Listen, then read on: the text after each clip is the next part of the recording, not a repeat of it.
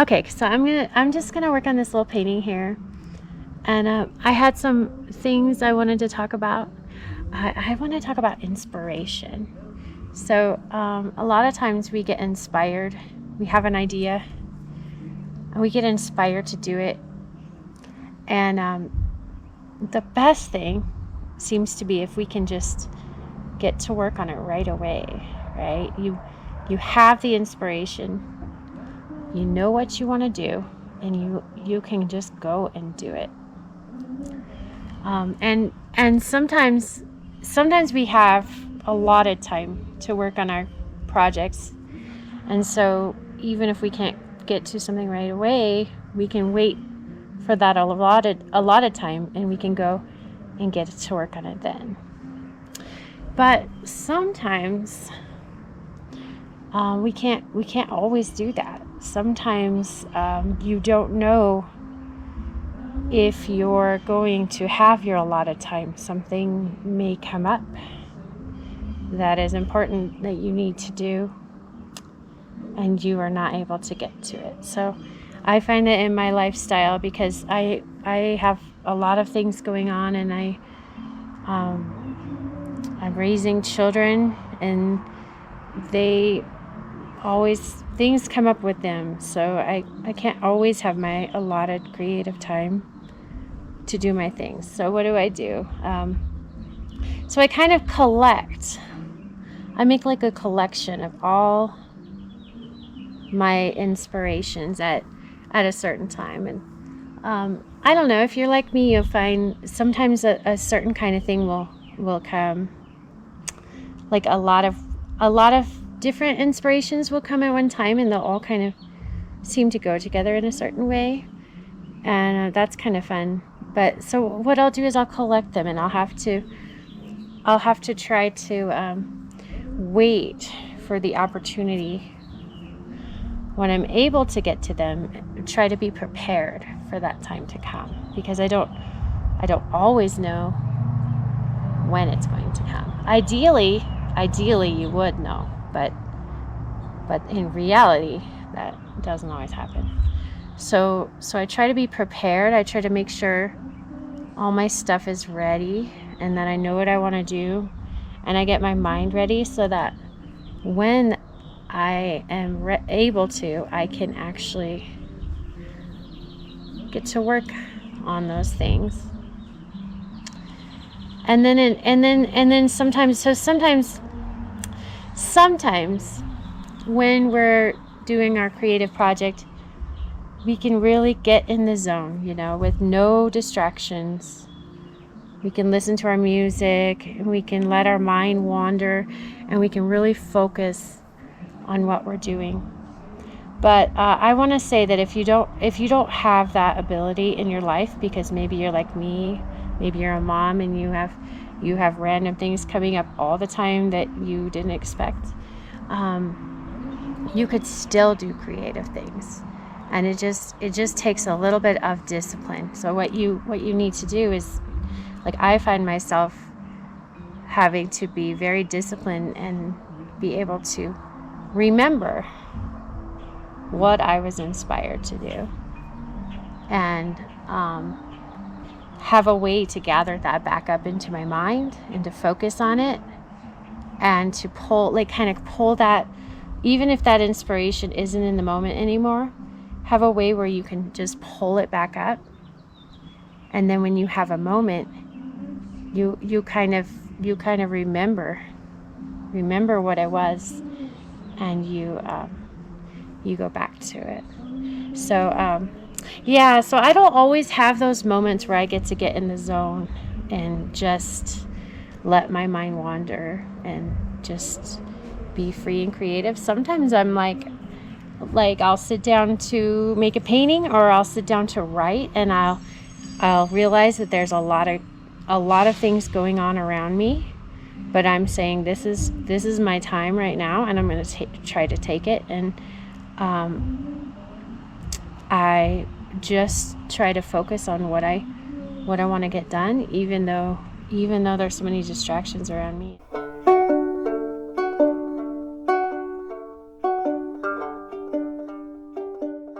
if you practice utilizing the time you have and trying to conjure up the inspiration, even when there are lots of distractions, I think that you practice that and you get better at it. And so, and if you allow yourself, if you say to yourself, you know what, I can still be creative even if I don't have this and this and this in my life, and you allow yourself to do it anyway, I think that you can get past some of the mental barriers that say, oh, you need this and you need that to get anything done. Because if I really let those mental barriers control me, I wouldn't be doing anything, I don't think. So you really can train your mind to find a way to do it, and then your mind goes to that place of kind of rest, even though you're not.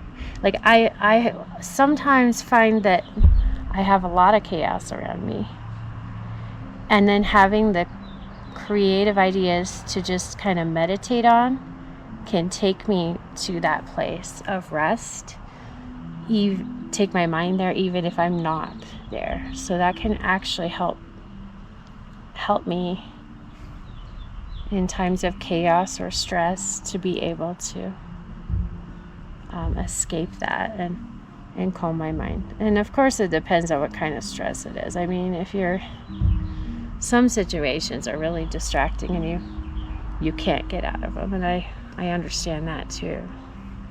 But a lot of things can be, I don't know, just having the creative ideas to escape to can really, really help when hard things are going on.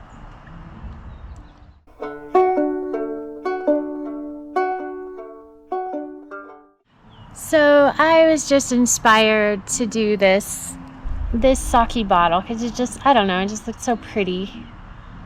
Enrico brought it home and it just looked, I liked the designs on it, how there's, can you even see it in there?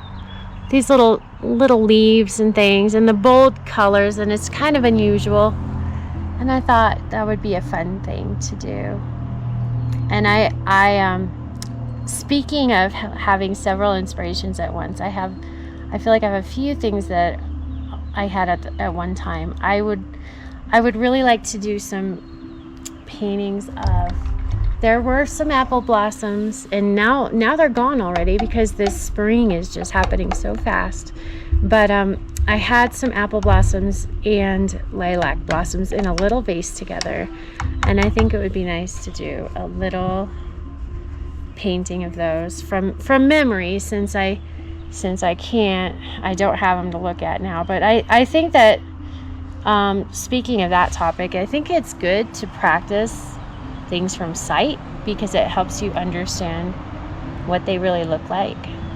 But it's also good to, sometimes I find when I do things from memory, I can really free myself up to actually make art and not just be so hung up on how things exactly look.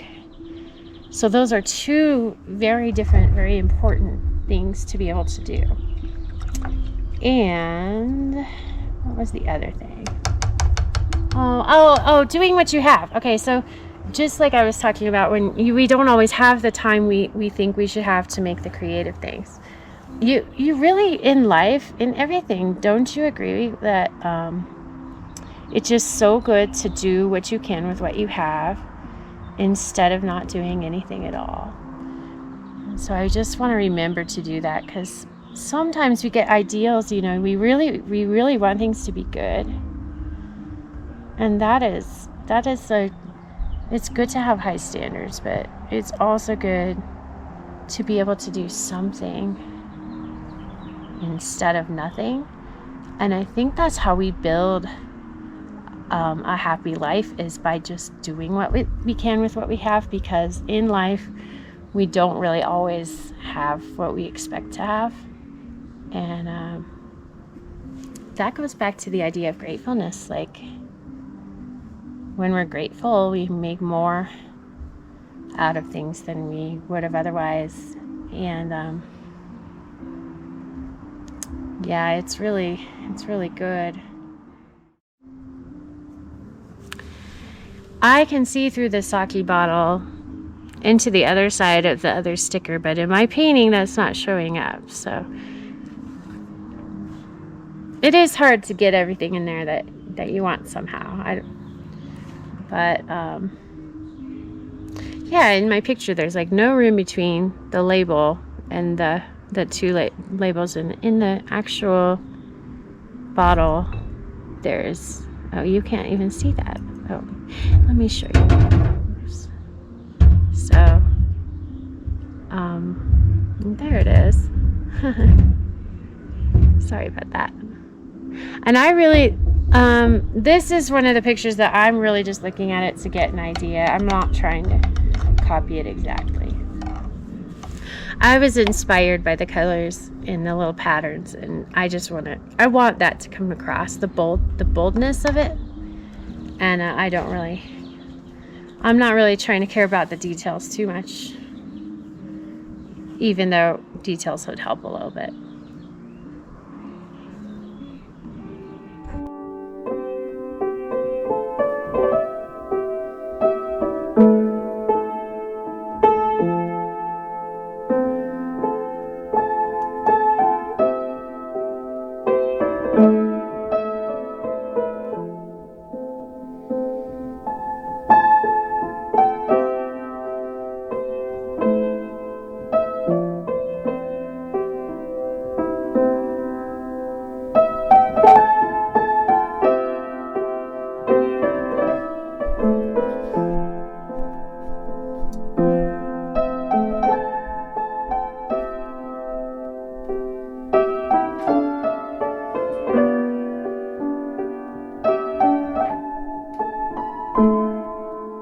Sometimes when I get hung up on trying to do things exact, and it's really hindering, like it feels really impossible and really tedious, what I try to do is like just paint a little bit faster, like just try to not spend so much time worrying about how things exactly are, and just try to let intuition take over. And so when I first started deciding that I wanted to paint like as a career, or when I first returned to that idea and decided to commit to it, something I did was because I had always been a very tedious painter, and I felt like I could paint anything I wanted to, but it would take a really, really, really long time to do one painting because it would be so tedious. And I felt like it would be more fun for me if I didn't make it so tedious. And I wanted to have fun when I'm painting. I don't want it to just be a job or a chore. And so what I did was I started painting. I just kind of practiced painting things quickly. And then what I did when I did that was I made a whole bunch of what I think were hideous pictures. Other people were kind and said that they were good, but they weren't good. They were very weird looking, and I wasn't very happy with them. But it did not take me long to change my my technique into break. Like I broke out of that I broke out of that tedious thing that I was doing, and I started to make more beautiful pictures. And I also did, like, I would focus on certain subjects a lot, like say I would do a lot of mountains and aspen trees and things like that. So I practiced a lot of the same subjects so that I could go and do them kind of by memory and do them kind of quickly. And I think that that's really helpful, because you're like, okay, I know how to, if I want to make something from my imagination, I'll just do this and this, and it looks pretty good, you know. It's not like realistic, but it's art. It doesn't have to be realistic. And then I would go from there and learn new subjects and try to do those. I think that it's always good. Like, I think you can get to a point where you're comfortable and you feel like you just got good at something, and you want to keep doing that for a while, and I think that's good. But then after that stops being exciting, then I think it's time to push yourself by learning something new and maybe more uncomfortable that you weren't able to do before, and then it becomes exciting again when you're learning a new thing again. So with art, it's always a cycle of that. And for me, like I like to do a lot of things, not just painting. So sometimes I will be like, oh, I just need a break from painting and I need to focus on something different. But it could also be that you just have been doing one style and you're ready to start a new style. And I kind of feel like for me, I'm there right now. Like I feel like I'm ready to break out of the things I've been doing for the past 7 or so years, and I'm ready to start trying new things that I wasn't ready to try before.